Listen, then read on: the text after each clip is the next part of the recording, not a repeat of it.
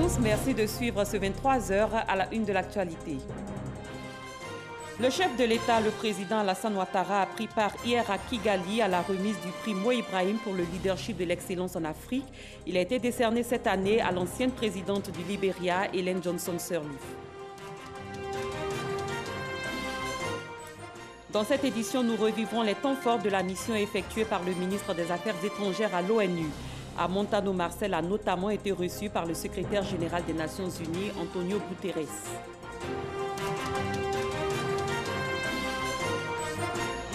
Le chef de l'État togolais, Faure Gnassingbé, a réaffirmé sa volonté de respecter le calendrier électoral de cette année 2018. C'était lors de la célébration hier du 58e anniversaire de l'indépendance du Togo. Bienvenue pour cette édition.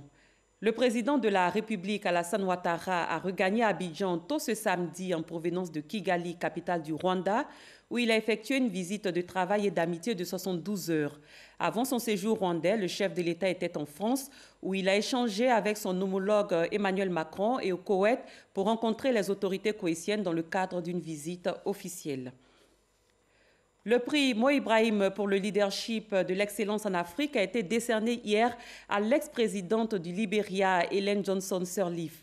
Le chef de l'État ivoirien Alassane Ouattara a pris part à cette cérémonie de récompense. On en parle avec Viviane Aimé. C'est une salle debout qui a applaudi, entonnant pour certaines des chants de mobilisation, l'ex-présidente du Libéria, Ellen Johnson Sirleaf, lauréate de l'édition 2018 du prix Mo Ibrahim du leadership d'excellence en Afrique.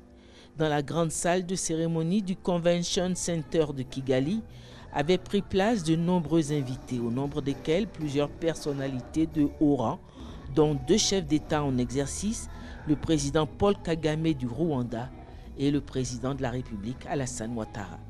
L'ex-présidente du Libéria a reçu différents hommages, dont celui vibrant du président de la République Alassane Ouattara, qui a salué en elle les qualités de vrai leader qui a réussi en 12 ans de présidence à jeter les bases de la stabilité au Libéria, ravagé par de longues années de guerre, en dotant ce pays d'institutions démocratiques. Il a aussi souligné la contribution de l'ex-présidente du Libéria à la paix et la stabilité en Côte d'Ivoire, grâce à la création, avec son soutien, d'un conseil conjoint de chefs traditionnels vivant des 2 côtés de la frontière ivoiro-libérienne. Ellen Johnson Sirleaf, première femme à recevoir le prix Mo Ibrahim du leadership d'excellence en Afrique. Ce prix, créé en 2007 par la fondation Mo Ibrahim, vise à honorer les dirigeants qui ont eu un impact transformatif sur leur pays, a précisé le président du comité d'attribution du prix, Dr Salim Ahmed Salim, ancien Premier ministre de son pays, la Tanzanie. Ce prix est accompagné d'une dotation financière d'un montant de 5 millions de dollars, soit l'équivalent de 2 milliards 500 millions de francs, qui sont versés de manière échelonnée aux lauréats sur une période de 10 ans. En outre, passé ce délai, le lauréat perçoit 200 000 dollars, soit l'équivalent de 100 millions de francs par mois, jusqu'à la fin de ses jours. L'ex-président du Libéria, qui fêtera ses 80 ans en octobre prochain, a annoncé qu'elle entend se consacrer désormais à la création d'un centre pour la promotion et le développement des femmes qui sera établi à Monrovia, la capitale du Libéria. On se rend à présent à New York, précisément au siège de l'ONU, où le ministre ivoirien des Affaires étrangères a effectué une mission. À Montano, Marcel a participé à un panel de haut niveau. Il a également échangé avec plusieurs personnalités, dont le secrétaire général des Nations Unies, Antonio Guterres. Michel Digri. C'est l'un des temps forts de la mission du ministre des Affaires étrangères à l'ONU, sa participation en tant qu'invité spécial au dialogue interactif. Les échanges ont porté sur le renforcement du rôle des Nations Unies dans la consolidation de la paix. Le ministre Marcel Montano a démontré comment la croissance économique a contribué à la pérennisation de la paix en Côte d'Ivoire après plusieurs années de conflit. Les Nations Unies ont aidé mon pays à consolider la paix après la crise qu'il a connue. Aujourd'hui, Après la fin de la mission de l'ONUCI, le pays s'est résolument engagé à pérenniser la paix grâce à l'impact positif de son développement économique. Les résultats témoignent de cette dynamique, car 95% des réfugiés sont rentrés en Côte d'Ivoire. L'environnement sécuritaire est satisfaisant, la gouvernance s'améliore en permanence, les institutions sont stables et se consolident. L'économie est solide et génère de nombreuses opportunités pour les jeunes et les couches les plus fragiles de la société, avec un taux de croissance moyen de 8 à 9% depuis 2012. Pour Marcel Montano, le modèle ivoirien de sortie de crise doit servir d'exemple. L'expérience ivoirienne en matière de consolidation et de pérennisation de la paix a vocation à être poursuivie et renforcée. Elle enseigne qu'il est possible de construire une paix durable, dans le respect de la démocratie et des droits humains, même après une grave crise. Après ce panel, le ministre ivoirien des Affaires étrangères a eu des audiences avec plusieurs personnalités onusiennes, dont Nikki Haley, représentante permanente des États-Unis à l'ONU. Marcela Montano a également été reçu par le secrétaire général de l'ONU, Antonio Guterres. Faisant le point de cette mission, il s'est prononcé sur le rôle que la Côte d'Ivoire entend jouer au sein du Conseil de sécurité. La Côte d'Ivoire fait partie aujourd'hui des 15 pays qui décident de l'avenir du monde. Nous exécutons notre mission pendant ces 2 ans en toute responsabilité et en toute indépendance, conformément à nos idéaux. Et les idéaux de la Côte d'Ivoire, c'est la paix, c'est le dialogue.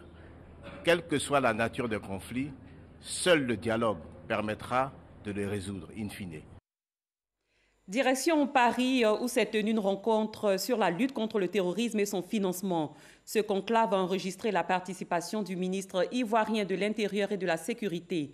Sidiki Diakité s'est entretenu avec de nombreuses personnalités, dont le ministre français auprès du ministre d'État Gérard Collomb en mission à Toronto. Au cœur des discussions, la coopération sécuritaire entre la Côte d'Ivoire et la France. Mamadou Kouassi. Présent à Paris dans le cadre de la première conférence internationale ministérielle sur le terrorisme et son financement, le ministre de l'Intérieur et de la Sécurité, Sidiki Diakité, a été reçu en audience par les autorités françaises.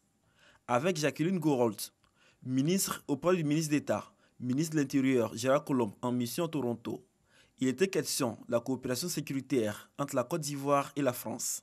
Les échanges se sont articulés également autour des obstacles qui entravent la coopération internationale entre les cellules de renseignement financier, les agences de renseignement, les services de police et les appareils judiciaires. Le ministre de l'Intérieur et de la Sécurité, Sidiki Diakité, et son homologue français sont focalisés également sur le partage et les échanges de bonnes pratiques visant à encourager les États à améliorer leur organisation afin de recueillir, analyser et échanger efficacement le renseignement financier.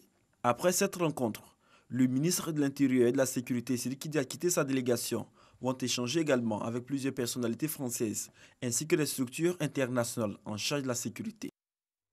On s'intéresse à la 13e Assemblée générale de l'ARA, Association des raffineurs et distributeurs africains.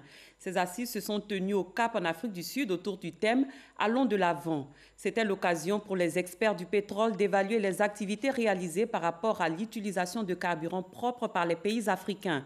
La réduction du taux de soufre dans le carburant d'ici à 2020 a aussi été abordée. Jean-Luc Bangou. Comment obtenir des carburants propres en Afrique ? Cette préoccupation était au cœur de la 13e Assemblée générale de l'Association des raffineurs et distributeurs africains, ARA. Pendant 3 jours, 500 experts de l'industrie pétrolière se sont réunis en Afrique du Sud à Cape Town pour évaluer les avancées sur l'introduction des carburants propres en Afrique. Depuis 2007, l'ARA a mis en place une feuille de route. Celle-ci vise à aligner les spécifications des carburants africains aux normes européennes. L'Afrique ne doit pas être en reste. Nous avons encore renforcé davantage la réflexion et les débats sont allés également dans un sens en profondeur. Après la réussite des 3 premières étapes, le mot d'ordre est d'arriver en 2020 à une 4e étape dénommée Africat. Objectif, obtenir du carburant avec un taux de soufre plus faible en Afrique. Un véritable challenge. La CIR, depuis les années 2008, avait anticipé déjà des études pour se mettre en conformité par rapport aux spécifications Afrique 4. Malheureusement, c'est des investissements très élevés. 2020, c'est déjà demain. Ce sera difficile à tenir, mais on a bon espoir qu'au plus tard, en 2025 ou 2023, ce sera fait. Mais ce qui compte finalement, c'est la direction vers laquelle on va. En incitant à l'utilisation de carburants faibles en soufre, l'ARA entend contribuer à la préservation de l'environnement. La vraie question, c'est la qualité de l'air. Le problème, il a au moins déjà 2 piliers.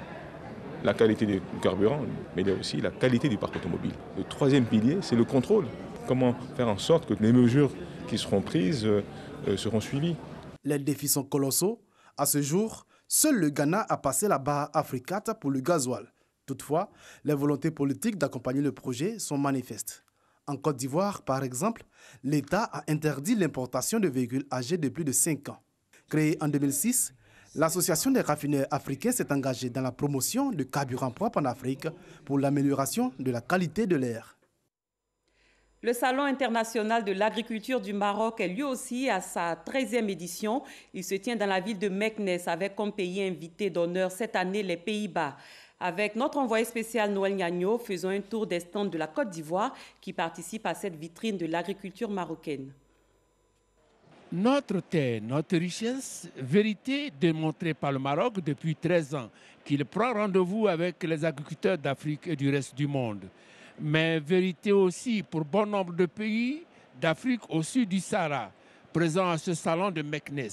La raison, l'agriculture pèse pour la quasi-totalité de ces pays plus de 30% de leur produit intérieur brut. Comment rendre visibles les composants de cette agriculture? Les améliorer au contact des autres par les rencontres, les échanges d'expériences de toutes sortes et de toute nature. La Côte d'Ivoire, pays à vocation agricole, est venue avec ses références. Le cacao, l'anacarde, la nouvelle coqueluche, ses produits du terroir, une vitrine de présentation de sa politique de transformation des produits agricoles. Mais à Meknes, la cible 2018 de la Côte d'Ivoire, c'est surtout la conquête des professionnels du café et des consommateurs de ce produit avec une gamme de produits régionaux tracée. En même temps que nous essayons d'intensifier la production du café, nous essayons donc de relancer le potentiel des importations du café à l'étranger, notamment dans les pays comme le Maroc et d'autres pays. Je puis vous dire que les Marocains apprécient fortement le Robusta de Côte d'Ivoire. Et la preuve, c'est que par jour, nous ne servons pas moins de 60 litres de café aux visiteurs qui viennent nous rendre visite sur notre stand. Et il faut aussi savoir que la spécificité du café ivoirien, c'est que ces terroirs ont pu être identifiés avec des saveurs spécifiques. Nous avons par exemple dans la région de l'Antilope, nous avons le terroir de la Nawa, de l'Indénié, du Bélier, du Tonkui et surtout du Sanwi. Donc tous ces 7 terroirs-là ont des spécificités qui peuvent intéresser des opérateurs dans le café au Maroc. Comme la Côte d'Ivoire, le Gabon a fait le déplacement de Meknes. Dénominateur commun de ces 2 pays, rendre visible le potentiel gabonais, mais surtout hisser l'agriculture gabonaise à un niveau appréciable avec les expériences des autres. Le Gabon s'est résolument engagé vers la transformation de son agriculture. C'est une exigence aujourd'hui. Nous avons un grand programme, je veux dire, le programme Graines que le Gabon a lancé. C'est un peu le plan Marshall dans le secteur agricole. Ce programme aujourd'hui connaît une réussite et nous voulons faire partager ce programme-là à tous les participants du Salon international de l'agriculture parce que nous pensons que l'agriculture peut être le nouveau pétrole du Gabon. Voilà qui prouve bien que notre terre, notre richesse à Meknes va devenir le nouveau pétrole du Gabon en Côte d'Ivoire. C'est une lapalissade parce que c'est connu et admis de tous que le succès de ce pays repose sur l'agriculture. En politique, un symposium s'est ouvert en prélude au 4e congrès extraordinaire du RDR prévu le 5 mai prochain. Il a pour thème le parti unifié, une nouvelle chance pour la Côte d'Ivoire. Thème sur lequel vont réfléchir des intellectuels du Rassemblement des Républicains qui vont aussi s'atteler à relever la nécessité du parti unifié. Abou Sanougou.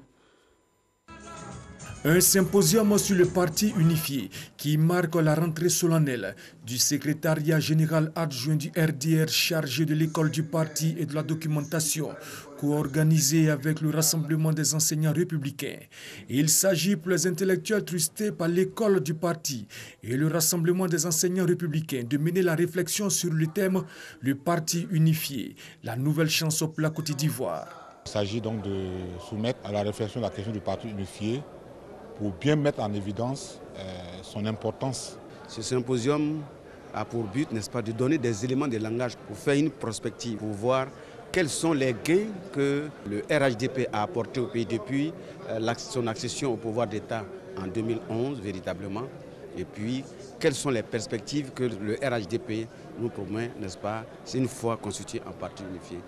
La présidente du parti, Henriette Dagri-Diabaté, attache du prix aux réflexions qui seront menées pour préparer les travaux du 4e congrès extraordinaire du RDR. Ce symposium est une activité de première importance.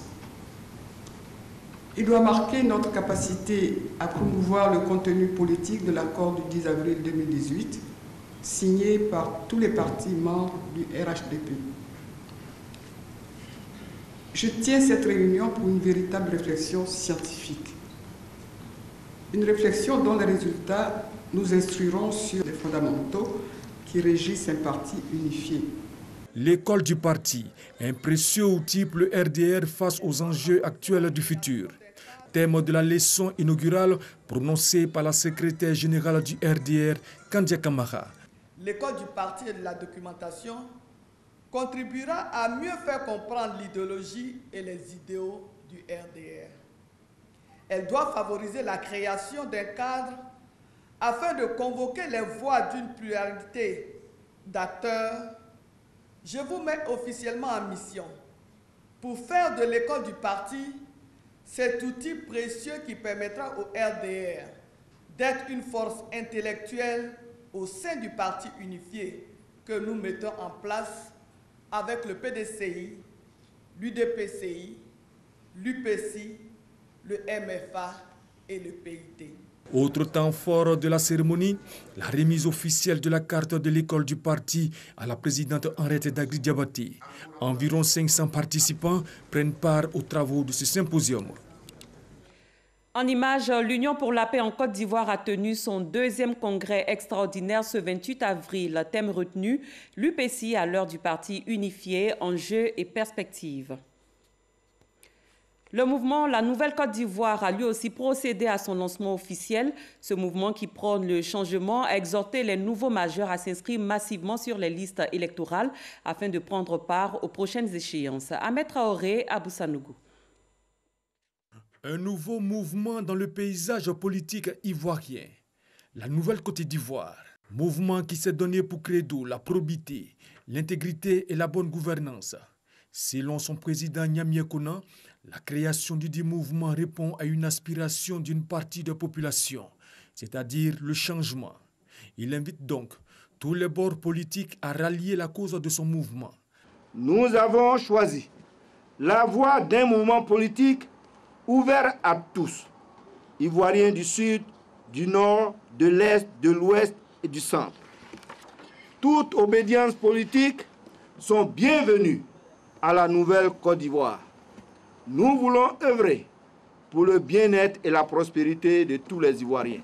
Le président du mouvement La Nouvelle Côte d'Ivoire entend parcourir toutes les contrées du pays pour véhiculer son message. Il appelle ainsi les jeunes et plus particulièrement les nouveaux majeurs à s'inscrire massivement sur les listes électorales. Un mot d'environnement, la question de la gestion durable des fleuves Komoé, Bia et Tanoé était au centre d'une rencontre tenue ici à Abidjan.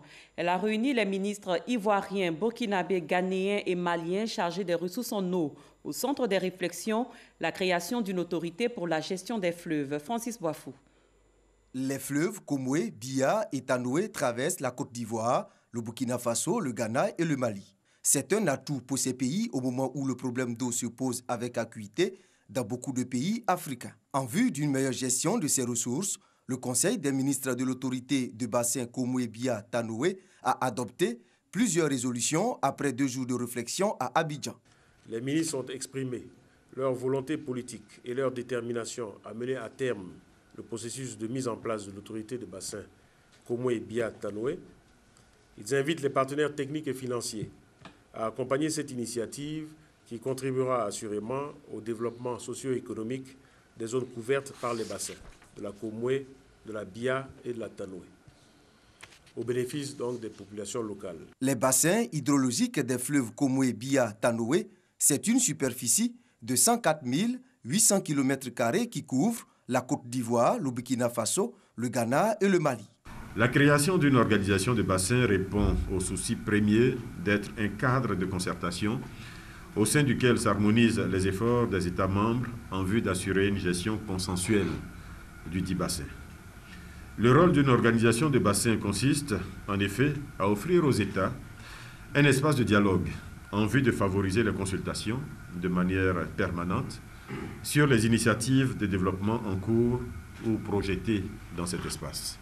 Le Conseil a décidé de confier le siège de l'autorité de bassin Komoué Bia Tanoué quand il sera créé à la Côte d'Ivoire et désigner le ministre ivoirien des Eaux et Forêts, Alain Richard Donvaï, président par intérim du Conseil des ministres.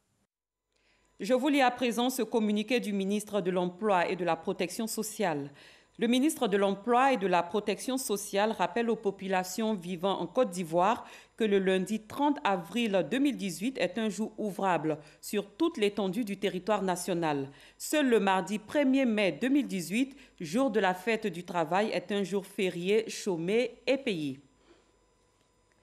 L'Association ivoirienne des alumni des programmes américains et l'ambassade des États-Unis ont organisé jeudi dernier une conférence débat sur le thème « 50 ans après sa disparition, comment la Côte d'Ivoire pourrait-elle tirer profit du message de Martin Luther King ?» Cette conférence visait surtout à échanger, sensibiliser et faire un plaidoyer en faveur d'un climat sociopolitique apaisé en Côte d'Ivoire.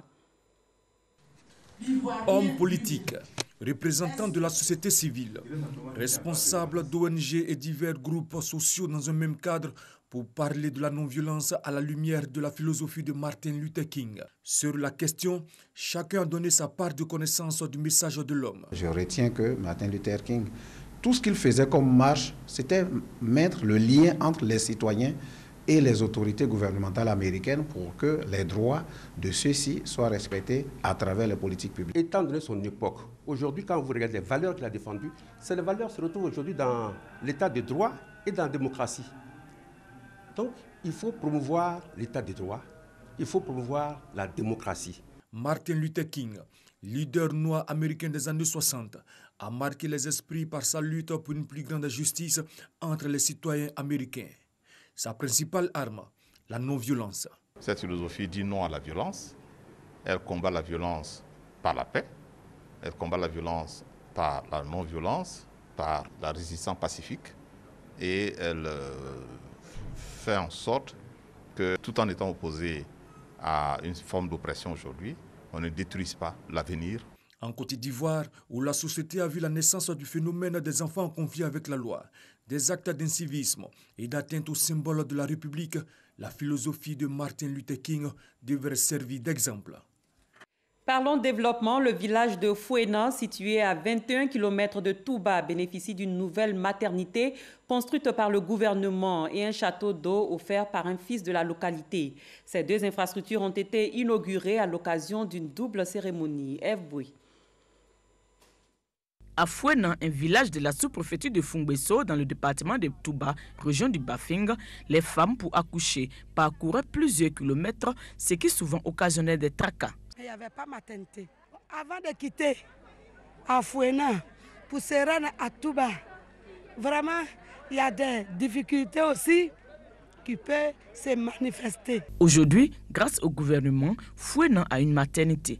12 villages, y compris Fouena, seront desservis pour une population d'environ 5000 âmes. Une immense joie pour tous. Avoir une maternité dans mon village, je ne sais pas. En tout cas, c'est une fierté pour nous. Ça va changer les mentalités. Ils vont plus venir à l'hôpital. Ce village a de la chance. Donc tout ce qui peut nous animer, c'est vraiment la joie et une vraie gratitude à l'égard de tous les donateurs. L'inauguration de cette infrastructure sociale de base, une occasion d'exhorter les agents de santé à mettre l'accent sur l'accueil et la communication et d'inviter les différentes populations à fréquenter cette structure sanitaire. Vous savez qu'une seule fonction d'un hôpital, c'est-à-dire l'option de soins. Mais l'option de prévention, vous la négligez. Donc je souhaite que vous allez au centre de santé, non seulement pour vous soigner, mais surtout pour avoir des conseils, pour éviter d'être malade. Je voulais vraiment dire à nos mamans de venir à la consultation prénatale. C'est pour cela qu'on a construit ce centre-là. Et de venir accoucher ici. En plus de la maternité, Fouena dispose désormais d'un château d'eau, mettant ainsi fin au calvaire des ménages pour avoir de l'eau potable. Le château d'eau est un don d'un fils du village. La mise à disposition de ces infrastructures sociales de base permet à la localité de Fouena de poser de grands pas vers son émergence. Reste à combler les insuffisances dans le secteur de l'éducation, en dotant cette localité d'un collège de proximité. L'amicale des anciens de l'Association des élèves et étudiants musulmans de Côte d'Ivoire a tenu ce samedi son traditionnel dîner gala de bienfaisance. L'objectif était de mobiliser des ressources pour la mise en place d'un fonds de lutte contre la pauvreté et de soutien à l'autonomisation des femmes. Plus de 26 millions de francs CFA ont été récoltés au cours de cet événement, parrainé par le Premier ministre Amadou Gon Coulibaly. Parga Sorokoni. Ensemble, engageons-nous pour l'autonomisation des femmes. C'est le thème de la 8e édition du gala de bienfaisance de l'amicale des anciens de l'Association des élèves et étudiants musulmans de Côte d'Ivoire, 3A. Objectif, mobiliser des ressources pour la mise en place d'un fonds de lutte contre la pauvreté, de soutien à l'autonomisation des femmes et pour l'amélioration des conditions de vie des populations vulnérables. Au regard de l'importance de la femme dans le développement et dans le tissu social, au regard de son poids qu'elle exerce tous les jours, il est apparu opportun de mettre en place un fonds de soutien à l'autonomisation de la femme. Il va donc consister à financer des projets de braves dames pour les rendre davantage dynamiques dans leur rôle d'agent de développement et de soutien à leur famille.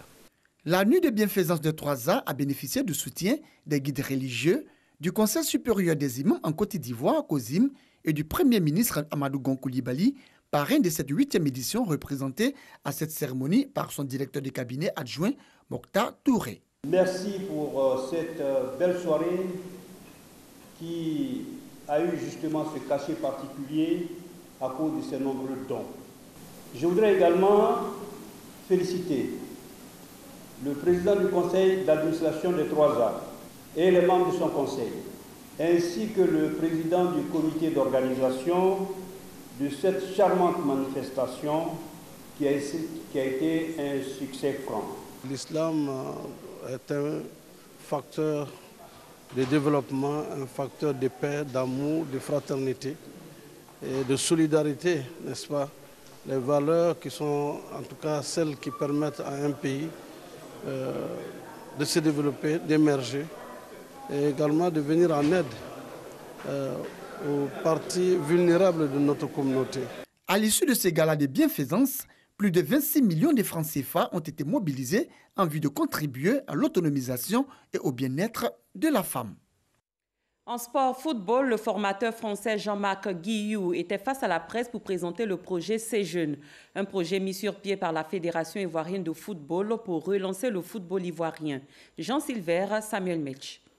Positionner la Côte d'Ivoire dans les 15 années à venir sur la shortlist mondiale des meilleurs pays de football, c'est l'objectif que veut atteindre la Fédération ivoirienne de football qui a décidé, à travers son département C'est Jeunes, de confier la formation des jeunes à l'Académie Jean-Marc Guillou. C'est un projet qui me tient à cœur et parce que je pense que ça n'a jamais été fait en Afrique. Et en Afrique, je pense que c'est une terre qui devrait...